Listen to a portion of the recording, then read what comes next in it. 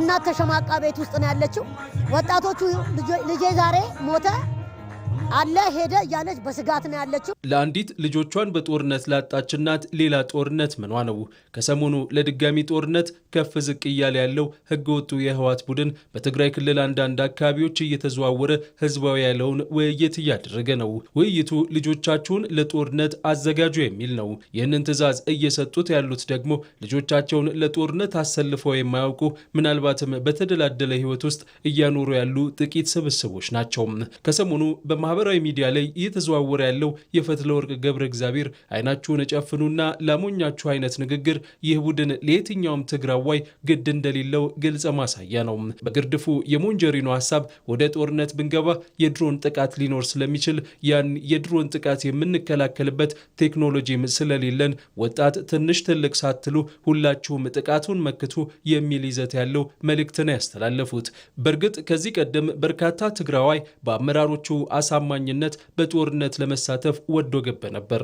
ዛሬ ግን ያ ወዶ ገብነት ስለሌለ ለጦርነት ግዳጅ አልሰለፍም የሚል ማንኛውንም ግለሰብ በሞት የሚቀጣ አዋጅ ስለወጣ ህብረተሰቡ ተገዶ ወደ ጦርነት እንዲገባ ተደጋጋሚ ማስፈራሪያ እየደረሰው ነው። በእርግጥ የሞንጀሪኖ ቅዠት ይህ ብቻ አይደለም። ጦርነት ከፍተን ወደ አዲስ አበባ ብንገባ እንደ ድሮ ብቻችንን አይደለንም። አሁን መንግስት ብዙ ጠላቶች ስላሉት እነዛ ጠላቶች ከጎናችን ይቆማሉ። ፋኖ አብሮን አለ፣ የኦሮሞ ነጻነት ሰራዊት ክንዳችን ነው የሚል ሀገርን ለማፍረስ የማሉትን የማሰባሰብ አዝማሚያም ይታያል። ብዙ ዕጡ አጎን ብልጽግና ሆይኑ አንጻር ሰራዊት ትግራይ ተሰለፈሉ ሁነታት ይነሩ ብዙ ታጣቂ ከብልጽግና ጎን በመሰለፍ ከትግራይ ሰራዊት በተቃራኒ የቆመበት ሁኔታ ነበር።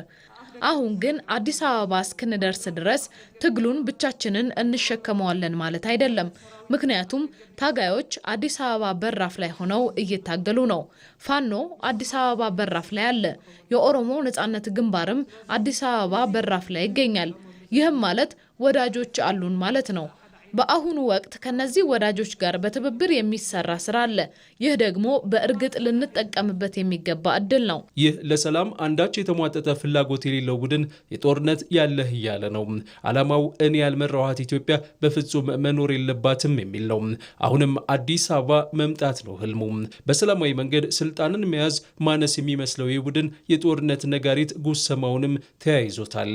የትግራይ ህዝብ ሰላም ከሆነ የሚያቀርበውን የልማት ጥያቄ ማሟላት እንደማይችል የሚያውቀው የቤተሰብ ስብስቡ ለዘመናት ሲጠቀምበት የነበረውን የተከባህልና ህልውና አደጋ ላይ ነው የሚል ዲስኩርን እንደ አዲስ መደስኮር ጀምሯል። እስካሁን ባለው የትግራይ ህዝብ ጠላት ይህ ቡድን መሆኑን ደፍሮ የሚናገርና ህዝቡን የሚያሳምን ታጋይ በሚፈለገው ልክ የለም።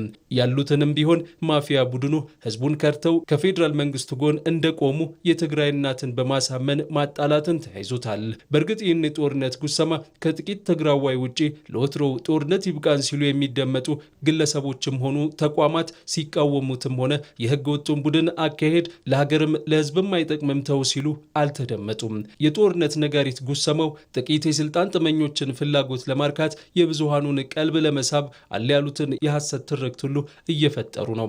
ለዚህም ነው ህልውናችን በብልጽግና መቃብር ላይ ይረጋገጣል የሚል ግልጽ የጦርነት መቀስቀሻ ባነር በየስብሰባቸው ለጥፈው ህዝቡን እያነሳሱ ያሉት። እዚህ ጋር ግን አንድ ጥያቄ ማንሳት ተገቢ ነው። በትግራይ ህዝብ ህልውና ላይ አደጋ የደቀነው ማን ነው? የፌዴራል መንግስቱ በብዙ መልኩ ትግራይን ከዚህ ቡድን ለመታደግ ከፍተኛ ጥረት አድርጓል። በፕሪቶሪያው ስምምነት የትግራይ ህዝብ ልማት እንዲመጣለት፣ የተፈናቀለው ወደ ቀዬው እንዲመለስ፣ ለልማት ስራ የሚውል በጀት ከመልቀቅ ባለፈ አስፈላጊ መሰረተ ልማቶች ተሟልተው የትግራይ ህዝብ ህልውና ጽኑ መሰረት ላይ እንዲቆም ብዙ ጥረት አድርጓል። ለዚህም ጊዜያዊ አስተዳደሩን ሲመሩ የቆዩት ሌተናል ጀነራል ታደሰ ወረደ በስልጣን ላይ በቆዩበት ጊዜ የተሰሩ የልማት ስራዎችን አስመልክተው ያቀረቡት ሪፖርት ምስክር ነው። ይህ ህገወጥ ቡድን ግን ከራሱ የስልጣን ህልውና ውጪ የህዝብ ህልውና ገዶት አያውቅም። የነሱን የቡድን ህልውና እስካስቀጠለ ድረስ የትግራይ ህዝብ መቀመቅ ወረደ አልወረደ ደንታቸው አይደለም። ይህንም ብለው በግምት አይደለም።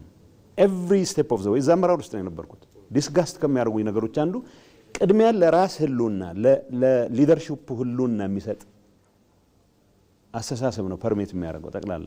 አሁን የዚህን ቡድን የተሟጠጠ የስልጣን ህልውና እንደሚመልሱለት ያመነባቸውን ባዳዎች የሙጥኝ ማለትና ፍላጎታቸውን ማስፈጸምን አስቀድሟል። ጋላቢዎቹ ምን እንደሚፈልጉ ጠንቅቆ ያውቃልና ያን ሳይፈጽም እንቅልፍ እንደማይወስደው ለከፋዮቹ ማረጋገጫ መስጠት ይፈልጋል። ለዚህም ነው በፍጥነት ወደ ጦርነት መግባት የሚያስችለውን ጉሰማ አጠናክሮ የቀጠለው። የዚህ ህገወጥ ቡድን ጋላቢ ከሆኑት ውስጥ ዋናዋ ግብጽ ታሪካዊ ፍላጎቷ የሆነውን ኢትዮጵያን የማፍረስ ጉዞ በተሰናሰነ መልኩ ማስኬድን መርጣለች። ኢትዮጵያ ሰላም እንዳታገኝ በውስጥ የተዘጋጁ ባንዳዎችን ማሰማራት፣ ከውጭ ደግሞ ጫና የሚፈጥሩ የተዛቡና ከእውነት የራቁ አጀንዳዎችን ማሰራጨት። ከሰሞኑ የህዳሴ ግድብን አስመልክቶ በካይሮ በኩል እየወጡ ያሉት ሐሰተኛ መረጃዎች ከህገወጡ የህወሓት ቡድን የጦርነት ጉሰማ ጋር በእጅጉ የተናበቡ ናቸው። መንግስትን ፋታ በመንሳት የሚፈልጉትን የመጫን አካሄድ ግብጽና ህገወጥ ቡድን ለዘመናት ሲከተሉት የኖሩት አካሄድ ነው። ይህ ህገወጥ ቡድን ተልዕኮ አስፈጻሚ እንደመሆኑ የላኩትን አካላት ፍላጎት ማሳካት ቀዳሚ ተግባሩ ስለሆነ የትግራይን ህዝብ የሚጠቅሙ የሰላም አማራጮችን ተቀብሎ መተግበር አይፈልግም። ለዚህም ነው የፕሪቶሪያ ስምምነትን በግልጽ ቀዶ የጣለው። ለዚህም ነው የልዩነት ሀሳብ ካለው ዘላቂ መፍትሄ ማግኘት በሚያስችለው የሀገራዊ ምክክር ጉባኤ ላይ ተሳትፎ የመፍትሄ አካል መሆንን ያልመረጠው። ለዚህም ነው በተደጋጋሚ የሚቀርብለት የሰላም ጥሪ ጆሮ ዳባ ልበስ ያለው። ጦርነት ተመልሰን አንገባም፣ በቃ በሰላም እንሞክረው ቢባሉ መስማት የማይችል አካል ነው ያለው እዛ ያለው ማለት ነው። ለስልጣን ብቻ መነሻ አድርጎ ስልጣን ብቻ የሚፈልግ አካል። ስለዚህ ያንንም ነገር ደግሞ እዚህ ያለ ህዝብ ማለት ነው ወጥቶ በቃ ሊል ይገባል። እኛም እንደ ዜጋ በቃ እያልን ነው። ይብቃ፣ በቃ ጦርነት ይብቃ፣ ሰላም ነው የምንፈልገው። ይህ ህገወጥ የህወሓት ቡድን ኢትዮጵያ የሚለው ስም አይገደውም። ግን ደግሞ ኢትዮጵያን ለማጽናትና ወደሚገባት የክብር ማማ ለመውሰድ ቃል የገባና ያንን ለመተግበር የሚታትር መንግስትና ይህንን ዓላማ በጽኑ የሚደግፍ ህዝብ አለ። ህገወጥ ቡድን ይህንን የጸና ዓላማ ያለውን ህዝብ ማሸነፍ የሚችል ይመስለዋል እንጂ እንደማይሳካለት ልቡ ያውቃል። ኢትዮጵያን በሀገራቸው ብሔራዊ ጥቅም የማይደራደሩ ሆነው ተገንብቷል። ማንኛውም ይህን የጸና ዓላማ የሚጋፋ አካልን የሚታገዝ ትውልድ አለመኖሩም ሊታወቅ ይገባል። ለዚህም ነው ጠቅላይ ሚኒስትር አብይ አህመድ የኢትዮጵያን ህልውናና ሉዓላዊነት አደጋ ውስጥ የሚጥልን ማንኛውንም አካል አንታገስም ያሉት። የሚያስፈልገን ሰላም ነው፣ የሚያስፈልገን ትብብር ነው፣ የሚያስፈልገን አብረን መስራት ነው። የሚያጓጉ ነገሮች አሉ። ትግራይ ጦርነት እንዲፈጠር ሰፊ ፍላጎት አለ። እምቢ ያልንበት ምክንያት ትርፍ የለውም ብለን አሁንም ለሰላም በራችን ክፍት ነው፣ ለንግግር በራችን ክፍት ነው። መወያየት የምንፈልገው ሰላም ማምጣት የምንፈልገው በእኛ በኩል ትተን ተጎርተን ለትግራይ ሰላም ከመጣ ፍላጎታችን እሱ ነው። በፍጹም አትጠብቁ።